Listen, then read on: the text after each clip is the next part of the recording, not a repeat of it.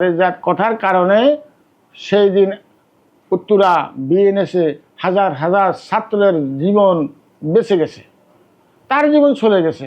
সে জীবন দিছে এদের জন্য যে দেশ থেকে পেশিবাদ কিভাবে দূর হয়।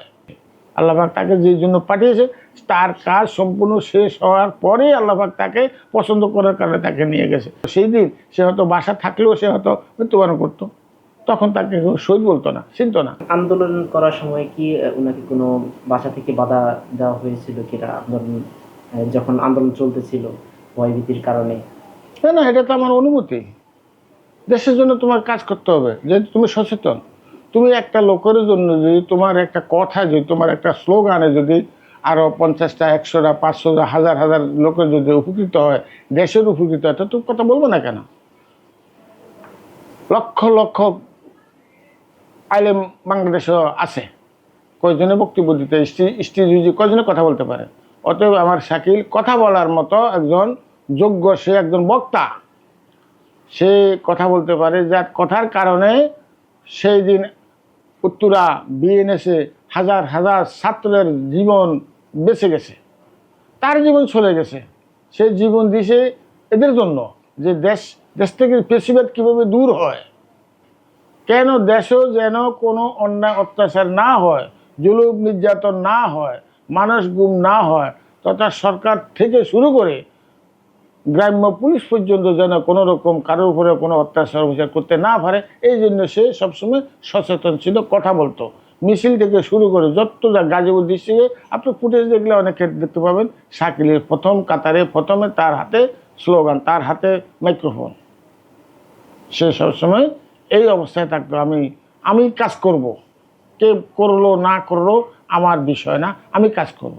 সে কাজের উপর সবসময় সে নিজকে প্রতিষ্ঠিত করছে, পুরোপুরি সে সাকসেসফুল হয়েছে।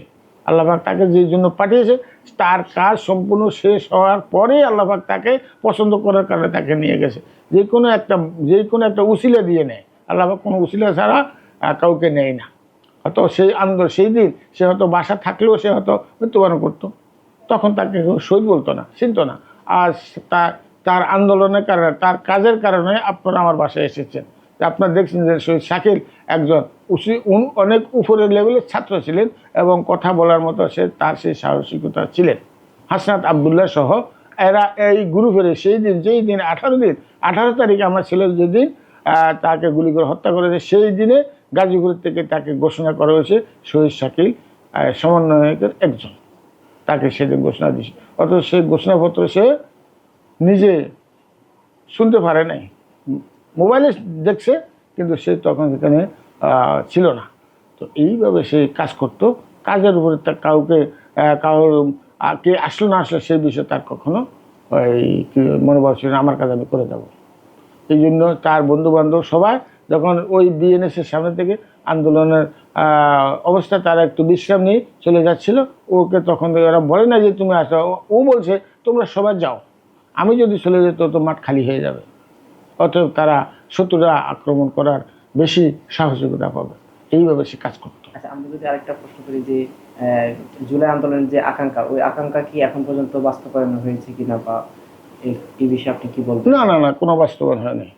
যেহেতু আমরা যেটা চাচ্ছি, শহীদপুরে যেটা চাচ্ছে, তারা যেটা চাইয়া গেছে যে আমরা আমাদের কাজ করে আমরা পেশিসকে দূর করেছি, তারপরে পেশিসের দোসর যারা বাংলাদেশে এখনো বিভিন্ন তথা সরকারি সম্পূর্ণ জায়গা তারা এখনো প্রতীয়মান, তারা তাদের কাজ করে যাচ্ছে কিভাবে এই পেশিসকে আবার বাংলাদেশে আনতে পারে সেই ব্যাপারে কাজ করছে। কিন্তু আমি যেটা বলবো, শহীদ পরিবারের পক্ষ থেকে পুরো বাংলাদেশের যতজন শহীদ সবার পক্ষ থেকে বাংলার জমিনে এই পেশিবাদ, এই খুনি হাসিনা বাংলার জমিনে কখনো পাওয়া দিতে পারবে না।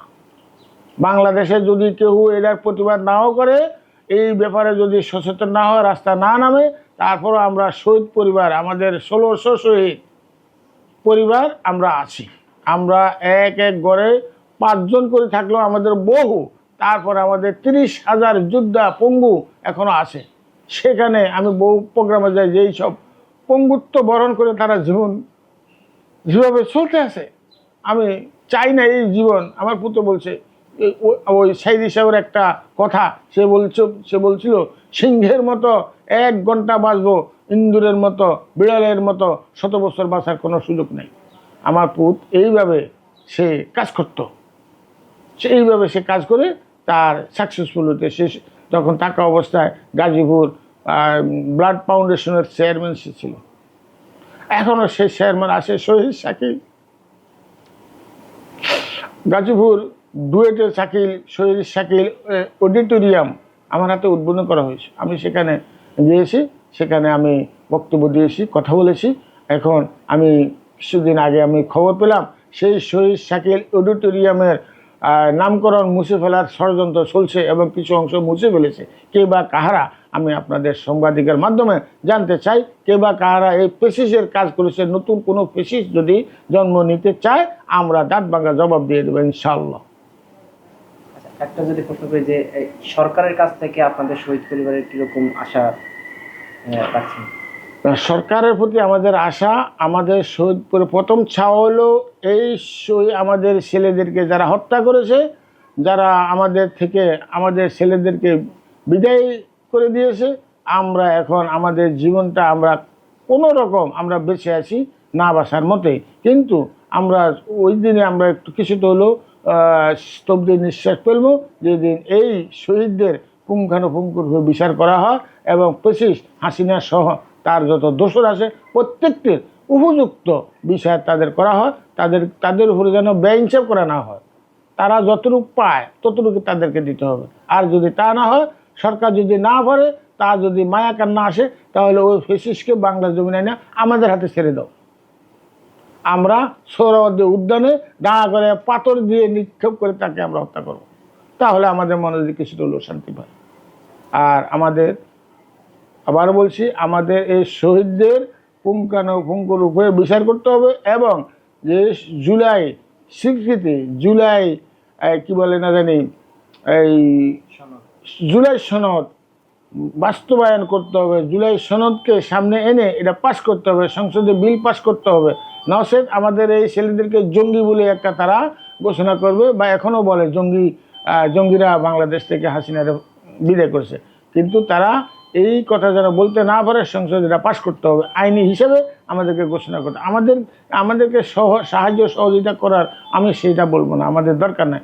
যদি আমার ছেলেরা বাংলাদেশের জন্য কিছু করে যায়, কিছু করে থাকে, তোমরা আজগা সরকার পরিচালনা করতে আসো, যদি তোমাদের উপকার হয়ে থাকে তাহলে তোমরা তাদেরকে স্মরণ করো, তাদেরকে মনে রেখো, তাদের হক যেটা সেটা তাদেরকে দেওয়া, এটা তাদের পাওনা। যদি না নাও তাহলে তোমরা তো ওই দোষরের দোষী, তোমরা সেই খুনের খুনি, তোমরা তাদের আত্মীয় আমরা মনে করব।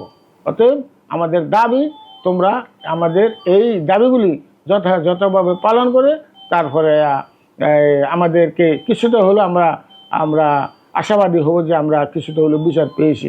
আর আজ পর্যন্ত গাজীপুরে শহীদ শাকিল সরকারিভাবে ঘোষণা করা হয়, সরকারি নয়, গাজীপুর ডিস্ট্রিক্ট তথা কি প্রশাসন ঘোষণা করছে শহীদ শাকিল গাজীপুরের প্রথম শহীদ। কিন্তু আজ পর্যন্ত এই শহীদ শাকিলের কবর পাকাকরণ করা হয় নাই কেন আমি জানতে চাই।